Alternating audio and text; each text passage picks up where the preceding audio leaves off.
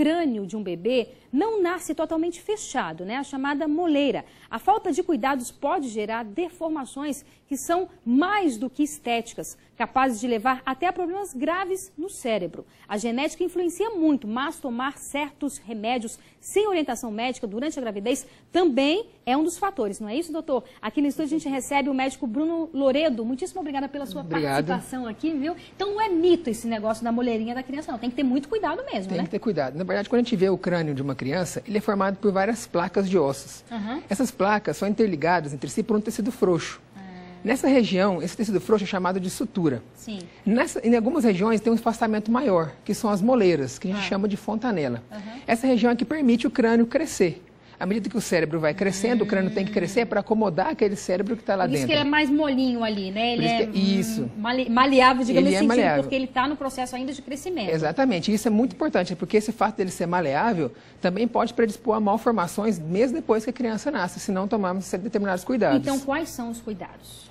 Então, é o seguinte, durante a gravidez, né, existem dois problemas principais. O problema, que é um problema genético, né, que é a cranioestenose ou estenose craniofacial, que é quando, por um problema genético, ocorre o fechamento dessas suturas, dessas regiões. Isso impede o crânio de crescer. E isso não pode ser evitado? Isso não pode ser evitado. Agora, alguns trabalhos mostram que, se as mães ingerem drogas, bebidas alcoólicas, né, ou determinados medicamentos sem orientação médica, isso pode alterar também o crescimento do crânio e a criança vir a nascer com essa alteração, que pode ser tanto só a alteração no desenvolvimento do crânio, como também na face como um todo. Nossa, então peraí, vamos estar atento aqui. Então a questão de drogas, né?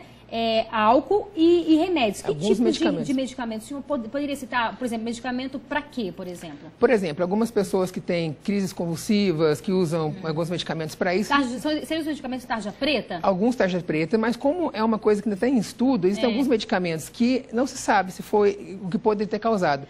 Não tem uma lista de medicamentos que a gente poderia dizer para não ingerir. Na verdade, a recomendação é que a gestante ela não tome medicamento. Exatamente. Né? A não ser que seja... Os medicamentos têm aqueles que têm, né, os trabalhos que mostram que não tem uma segurança para o bebê, e esses são liberados, o ginecologista vai ajudar, e aqueles que não são liberados, que não devem ser usados. Não tem ainda um estudo mais aprofundado, né, para verificar. Então, por exemplo, dependendo do medicamento que a mulher usar, ela pode, pelo que o senhor falou, fechar essa moleira, essa sutura impedindo fecha, o crescimento do crânio. E o crânio não cresce. Ou ele cresce, na verdade, em sentidos contrários. Ele pode ficar alongado, pode ficar para cima.